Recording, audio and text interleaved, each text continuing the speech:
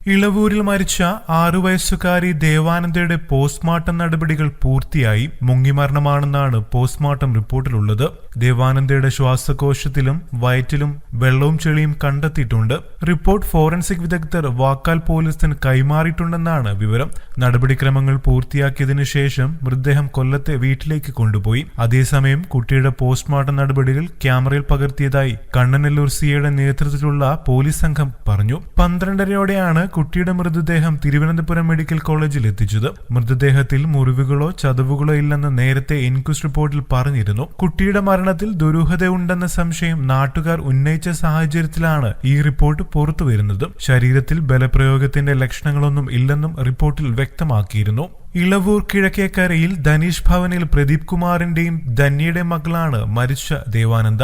വാക്കനാട് സരസ്വതി വിദ്യാലയത്തിലെ 1ാം ക്ലാസ് വിദ്യാർത്ഥിയാണ് കുട്ടി. അമ്മയും 4 മാസം പ്രായമുള്ള മകനും മാത്രമാണ് വീട്ടിലുണ്ടായിരുന്നത്.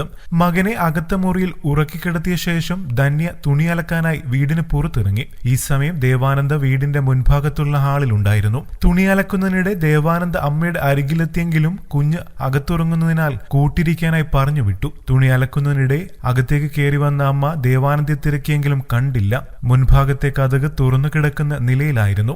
വീടിനകത്തും പരിസരത്തും തിരക്കിയെങ്കിലും കുട്ടിയെ കണ്ടെത്താനായില്ല. വ്യാഴാഴ്ച കാണാതായ കുട്ടിക്ക് വേണ്ടി 20 മണിക്കൂറിൽ കൂടുതൽ തിരച്ചിൽ നടത്തിയിരുന്നു. തുടർന്ന് ഇന്ന് രാവിലെയാണ് വീടിന് സമീപത്തെ ഇത്തിക്കരയാറ്റിൽ മൃതദേഹം കണ്ടെത്തിയത്.